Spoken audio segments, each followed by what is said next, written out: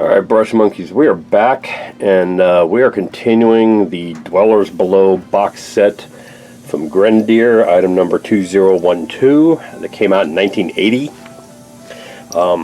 As you'll recall, this is the third Corn Tuesdays video. The first one, we did the Beholder, because I was painting a Beholder, another Grenadier Beholder figure similar to the one I painted at a paint and take event, and I came across this guy. This guy was the first Beholder produced by Grenadier Miniatures, and I painted him up, and then I found the rest of the set.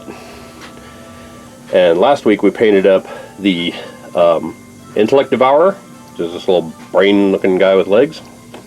Painted up the Doppelganger, this is this guy. Roper, this is like a stalactite with tentacles. And last but not least, a cave fisher. This little beastie here. And they all came out looking pretty good. So this week we're continuing, and I've still got my notes here with me of what they should look like and all the research I did on them. We're doing the Rust Monster, an Odiug, an Aspis, and a Yuan-ti. Now the Aspis and the Yuan-ti were in the stripper, in the pine oil, to strip the old paint job off them, and they look pretty horrific. So you didn't get to see these guys before, but now I've got them all based up with the texture paste and zenithal primed gray and white like the rest of them, so they're all ready to go. And I think the Aspis isn't even a thing in Dungeons and Dragons anymore. If I recall correctly, the Aspis, the Cave Fisher, and the Intellect Devourer are no longer current D&D characters, but you know, I may be wrong on that. I've got like a 3.5 edition monster manual, and they weren't in there. So if they are in the current monster manual, just leave a message down below, comment down below, and let me know.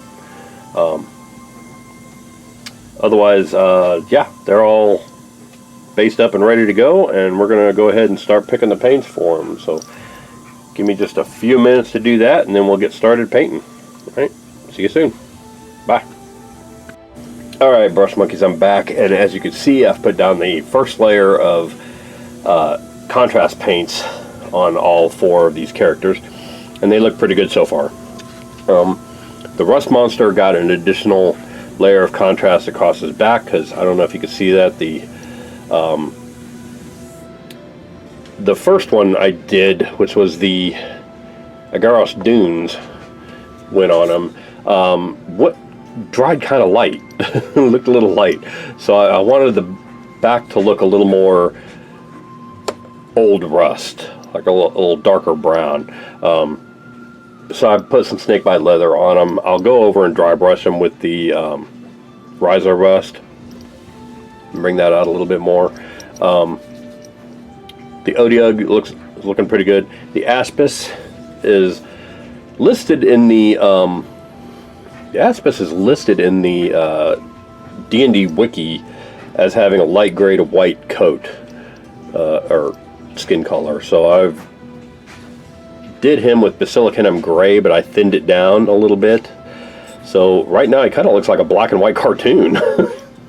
I'm kind of impressed with how that came out.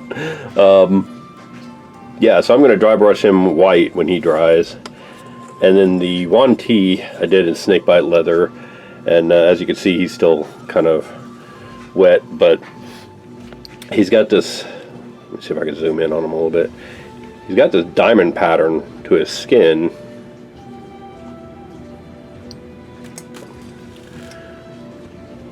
which I'm going to pick out all those little diamonds in Wildwood contrast, and probably some of this design around his face too, because he's kind of got a Darth Maul kind of thing going on there.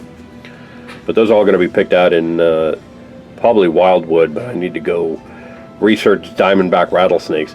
I thought I had painted them that way as a kid, that I had painted them as a diamondback rattlesnake, but the paint job looked like garbage. No, I wasn't real impressed with it. And of course I did it without paying any attention to research and without looking at what diamondback rattlesnakes actually look like. Got a little spot on his back there.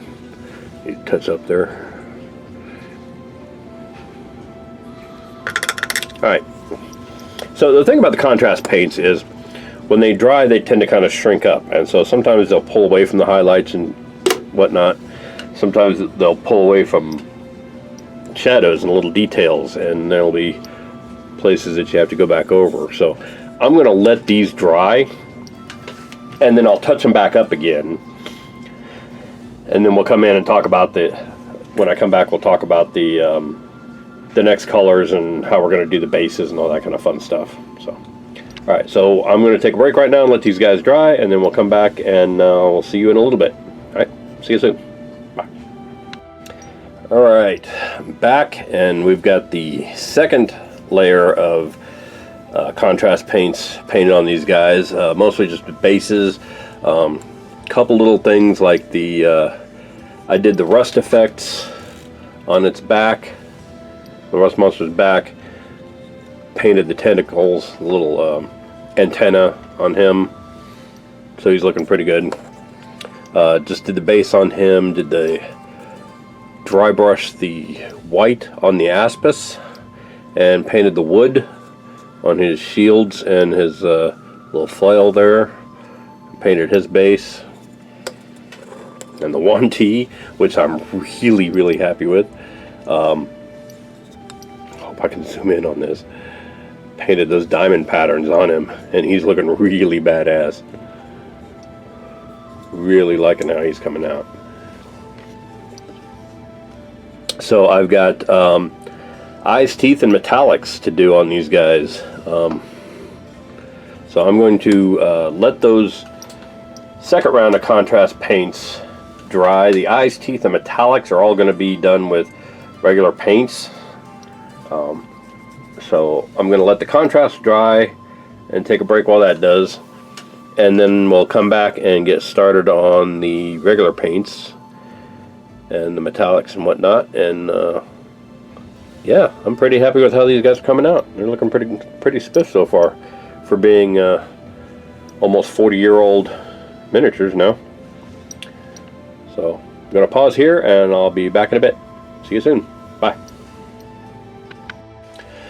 Alright, I'm back, and I have made some progress on these guys. The rust monster is essentially finished. I got his eyes done. I just need to, I'm going to dry brush his base with a little bit of Tyrant Skull here, and then after I matte seal him, I'll glaze his eyes. The Odiug, it's got his eyes done, and his mouth is all painted up, all those teeth. I'm going to dry brush his base with a little bit of Sylvaneth bark, and after I matte seal him, I'll glaze his eyes too. The Aspis, I am really pleased with. Those eyes look fantastic. I told you those little insectile eyes are going to look really good. It's the same kind of thing I did with the Cave Fisher. And all his metallics are done. Not quite. I still got the golds to do on this hilt. Forgot that. His base and the 1T's base are going to get Niblet Green dry brush. The 1T's golds are done. See, he's got that kind of almost Greek design on his shield, where it's kind of checkered around the outside edge. He's got the snake on there. So yeah, I'm going to go ahead and do the Aspis, the hilt and pommel of his sword here, which I missed. And then dry brushing the steels and golds, and dry brushing all the bases. And then it'll be time to put them on corks to paint the base bands. So they're coming along pretty fast.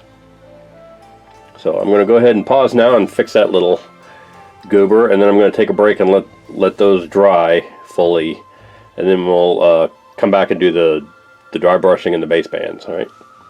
See you soon. Bye.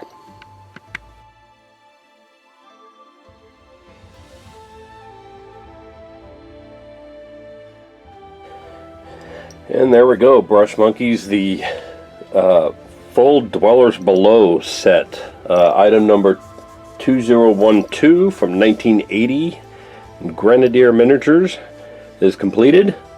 And they're looking pretty spiffy. I'm really happy with how these guys came out compared to what the original paint jobs look like. Thank God I didn't get pictures of those because most of these were already stripped when I started doing this project. But I really like how they came out. Excuse me. I think the contrast paints look really good on them.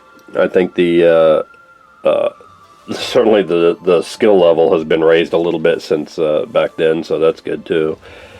But yeah, there they are, all painted according to the monster manuals and what information I could find online, and they're looking pretty good. So I'm going to go ahead and wrap this up and call it a day, and we'll see you next week. Thanks for watching. Bye.